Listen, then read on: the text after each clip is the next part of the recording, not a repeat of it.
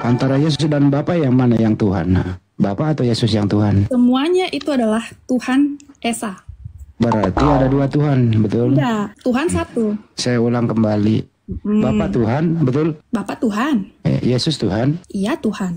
Roh Kudus Tuhan? Iya Tuhan. Ada berapa Tuhan? Satu. Yesus waktu berdoa sebagai Tuhan atau sebagai manusia? Sebagai manusia untuk mengajarkan kita manusia berdoa yang baik. Berarti Yesus pernah tidak menjadi Tuhan. Ya memang Yesus Tuhan. Berarti Tuhan berdoa kepada Tuhan. Waktu Yesus di bumi sebagai manusia, dia bukan Tuhan. Ya memang bukan Tuhan karena begini. Ngomong dong dari tadi kalau Yesus bukan Tuhan.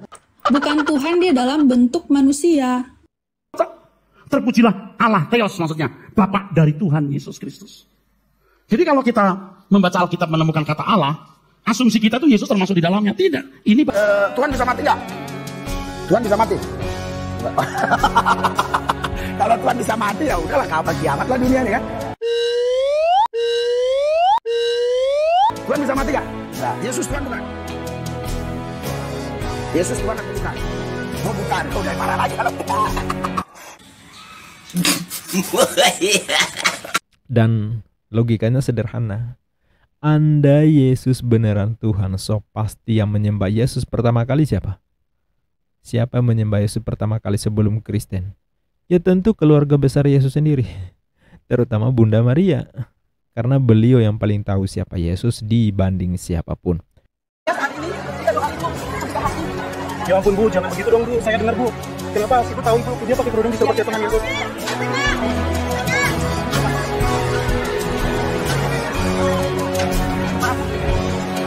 Apa yang dilakukan apologet muslim membahas keyakinan kalian adalah reaksi, bukan aksi.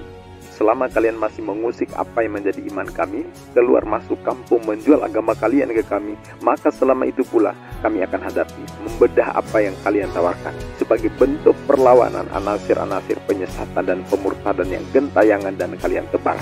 Assalamualaikum warahmatullahi wabarakatuh. Bismillahirrahmanirrahim. Sahabat Fakta Islam TV, media edukasi umat Islam berisi konten-konten dialog, debat lintas agama, reaction dan narasi yang disajikan dengan gaya menghibur namun tetap kritis dan logis. Bagi yang belum subscribe, bismillah, silakan subscribe untuk mendukung dakwah ini menjadi gerakan mencegah dan menghadang anasir-anasir penyesatan dan pemurtadan yang gentayangan di sekitar kita. Betapa kita bersyukur kita diberikan akal sehat oleh Allah sehingga bisa membedakan mana Tuhan yang sebenar-benarnya Tuhan dan mana makhluk yang dituhankan. Bisa memahami Tuhan yang esa dan menolak doktrin tentang Tuhan dalam banyak pribadi namun hitungannya dianggap tunggal. Bisa memahami bahwa Tuhan yang Maha Kuasa mustahil mengalami derita dan kematian karena derita dan kematian hanya mungkin dialami makhluk, tidak mungkin menimpa Tuhan Sang Pencipta. Tapi kita juga harus memahami ada loh umat yang lebih 2000 tahun berlalu sampai hari ini mereka masih debat dan tidak pernah sepakat bagaimana menjelaskan jumlah pribadi Tuhan yang jamak tapi tetap harus dihitung tunggal. Nah, di video ini seorang wanita Kristen mencoba menjelaskan konsep ketuhanan dalam iman Kristen. Tapi ya seperti biasa, makin dijelaskan makin tidak jelas. Ini dia. Antara Yesus dan Bapa itu Mbak sama atau berbeda? Yesus dan Bapa? Yesus dan Bapa sama tapi berbeda konsep. Beda. Antara Yesus dan Bapa yang mana yang Tuhan? Bapa atau Yesus yang Tuhan? Semuanya itu adalah Tuhan Esa. Berarti ada dua Tuhan, betul? Tidak, Tuhan satu. Saya ulang kembali. Bapa Tuhan, betul? Bapak Tuhan. Yesus Tuhan? Iya Tuhan. Roh Kudus Tuhan? Iya Tuhan. Ada berapa Tuhan? Satu. Yang mana kalau satu? Semuanya adalah Tuhan. Gak lulus nih bahasa Indonesia Mbak ya deh. Kok bahasa Indonesianya rusak amat Mbak? Tidak, ini bukan soal bahasa Indonesia. Terus bahasa apa? Bahasa roh? Ya, bisa jadi bahasa roh. Diulang kembali ya Mbak ya. Mampus. Waktu Yesus di bumi, dia berdoa kepada siapa? Kepada Tuhan. Ya. Yesus waktu berdoa sebagai Tuhan atau sebagai manusia? Sebagai manusia untuk mengajarkan kita manusia berdoa yang baik. Berarti Yesus pernah tidak menjadi Tuhan. Ya memang Yesus Tuhan? Berarti Tuhan berdoa kepada Tuhan. Tidak dong. Terus siapa yang berdoa? Itu kan konsep Yesus itu 100% manusia tadi. Kenapa aku bilang Yesus sebagai 100% manusia? Ya dia sebagai manusia yang bisa merasa sakit, merasa marah. Ya, saya ulang dulu Mbak. Yesus itu waktu berdoa, Yesus sebagai Tuhan atau sebagai utusan Tuhan? Sebagai manusia. Ya tadi kan kembali ke yang tadi aku bilang. Oke, jadi waktu Yesus berdoa dia bukan Tuhan. Sebagai manusia. Iya, berarti dia bukan Tuhan waktu berdoa. Betul? Kan saya udah jelaskan tadi ya, Pak. Oke. Sebagai manusia saya ikuti. Sebagai mentar dulu Mbak, sebagai manusia. Apakah dengerin Mbak? Perumpamaan. Jangan kemana-mana Mbak, ini bahasa Indonesia. Ya, tidak kemana-mana. Iya.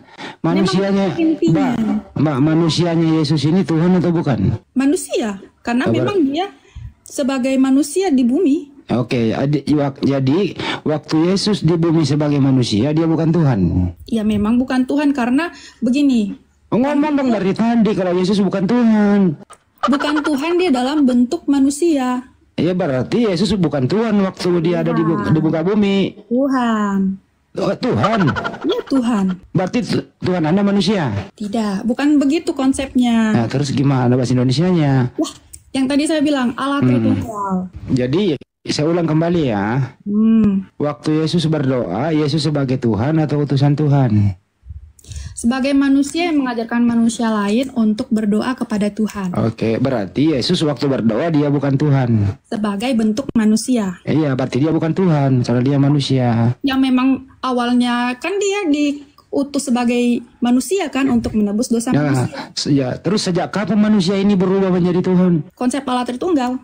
Dia tidak pernah kehilangan konsep Allah, ketuhanan dia. 100% berarti waktu dia berdoa, waktu dia berdoa. Nah, sebelum kita bahas soal penjelasan tentang Tuhan di Kristen, sekarang mari kita simak bagaimana para gembala menjelaskan soal Yesus. Para murid mengakui bahwa Yesus adalah Allah. Memang Yesus itu bukan Allah. Yesus ini pun adalah Theos. Yesus ini pun adalah Allah.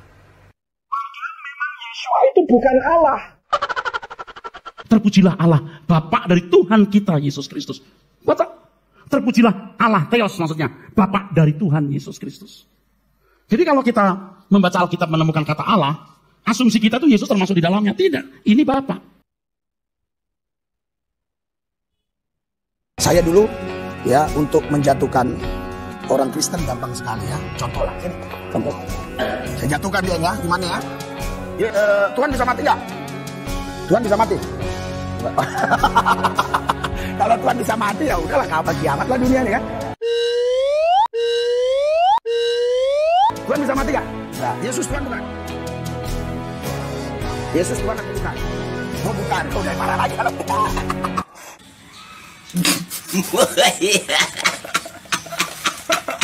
Jadi kalau Yesus bukan Tuhan, terus kamu menyembah siapa? Tuhan. Jadi Yesus bukan Tuhan. Yang Tuhan, ya terus yang Tuhan itu siapa? Yesus siapa? Ini lebih apa lagi nih? Silakan duduk dulu ya. Jadi yang dimaksud oleh Yeremia 5 ayat 21, orang-orang tol, orang-orang yang matanya picek, kupingnya kopok, diberitahu tidak mau mendengar. Baca Alkitab ayat yang begitu jelas mengatakan Yesus menyebut satu-satunya Allah yang benar adalah Bapa. Anda masih ngotot Allah yang benar adalah Bapa, Yesus, Roh Kudus. Nah ini orang-orang tol, ini orang-orang bermata picek, bertelinga kopok. Inna tinarika suku ibarat. Ya, jadi sama aja ya, nggak hanya di jemaat tapi di kelas gembala pun seperti itu. Nah, si wanita tadi itu berulang-ulang menyebut konsep Tritunggal, sebuah konsep ketuhanan yang tidak dikenal di ajaran para nabi. Bahkan di ajaran Yesus pun tidak pernah menjelaskan soal Tuhan itu ada dalam 3 pribadi, Bapa, Putra, Roh Kudus. Nggak pernah ya, nggak pernah Yesus menyebutkan ini loh Tuhan itu 3 pribadi. Nah, nggak pernah ada juga Yesus mengajarkan bahwa dirinya adalah salah satu dari pribadi yang dianggap sebagai Tuhan. Dirinya adalah firman yang telah menjadi manusia. Nggak pernah beliau menjelaskan seperti itu. Sebagaimana Yesus tidak pernah mengajarkan bahwa dirinya adalah inkarnasi Sang Maha Pencipta dalam rupa manusia. Ya. Ajaran-ajaran seperti itu, konsep seperti itu hanya kita akan temui di surat-surat Paulus. Ya. Jadi kalau mencari pengajaran Yesus, dirinya mengaku sebagai nabi, sebagai utusan Allah, diperintahkan untuk menyampaikan firman Allah, mengikuti kehendak Allah, bermukjizat atas kuasa yang diterima dari Allah, sujud dan berdoa kepada Bapa, mengajarkan berdoa kepada Bapa, mengajarkan agar menyembah hanya kepada Allah. Itu ayatnya banyak sekali ayatnya. Dan logikanya sederhana. Anda Yesus beneran Tuhan, so pasti yang menyembah Yesus pertama kali siapa? Siapa yang menyembah Yesus pertama kali sebelum Kristen? Ya tentu keluarga besar Yesus sendiri, terutama Bunda Maria, karena beliau yang paling tahu siapa Yesus dibanding siapapun. Karena Kristen berbeda dengan pengajaran Yesus, makanya nggak pernah kompak mereka, ya. Jadi bayangin, lebih 2000 tahun berlalu umat Kristen mulai dari bapak-bapak gereja sampai pastor pendeta jemaat di zaman ini, mereka belum juga sepakat bagaimana menjelaskan 3 pribadi dalam konsep ketuhanan yang mereka imani. Jadi walaupun misionaris sibuk keluar masuk kampung muslim ngajak Islam murtad ya, ngajak umat Islam murtad, walaupun pendeta Risuli Lubis petantang petenteng godain nenek-nenek dan kakek-kakek muslim agar memberhalakan anak Maria yang dia imani sebagai Tuhan. Walaupun pendeta Yusuf Manubulu bolak-balik jadi produsen murtadin odong-odong yang mencitrakan pernah muslim, padahal dusta dan mengantarkan dia ke penjara karena beliau termasuk produsen kesaksian tipu-tipu ya yang ada di kanalnya. Dan terbukti beliau diantarkan sampai ke penjara kan. Kalau tidak ada masalah soal tipu-tipu nggak mungkin beliau di penjara. Tetap saja ada fakta yang tak bisa mereka tutupi bahwa mereka pun sebenarnya bingung menjelaskan ajaran agama yang mereka yakini sebagai sebuah kebenaran. Ya jangankan ke umat lain, ke Kristen sendiri mereka sudah kebingungan menjelaskan soal konsep Trinitas. Nah, jadi ini kan koplak ya. Menjelaskan ke jemaatnya aja gagal, menjelaskan ke sesama pendeta aja gagal, lah kok sok-sokan ngajak muslim murtad ke agama mereka gitu ya. Dan sahabat, kalau ada 5 pendeta Kristen ngumpul membahas konsep teologi, awalnya aja sih kompak, setelah itu pasti kacau. Apalagi pendeta ini dari berbagai denom. Ya, udah jelas mereka debat. Beda pendeta, beda pula pengajarannya walaupun sama-sama menuhankan Yesus. Nah, jadi tempo hari itu ada pernah pendeta ngezoom bareng ya. Ceritanya menyamakan persepsi gitulah ya. Ada mendiang mangapul segala, ada Paul Zhang, ada Joshua Tewu, ada Esra Soru dan lain-lain banyak ya pokoknya. Nah, lah ini kan pendeta-pendeta top di Kristen di negeri ini ya. Tapi apa yang terjadi? Endingnya bukan rukun, malah maki-makian, ngamuk saling serang ya. Gara-gara perbedaan konsep teologi, lagi-lagi perbedaan konsep teologi. Apalagi kalau ditambah pendeta Muriwali, pendeta Henritan, Saipudin misalnya, Budi Asali atau Mel Atok, atau bisa juga ditambah oleh pastor-pastor dari Katolik. Enggak, udah deh, enggak kebayang gimana jadinya ya.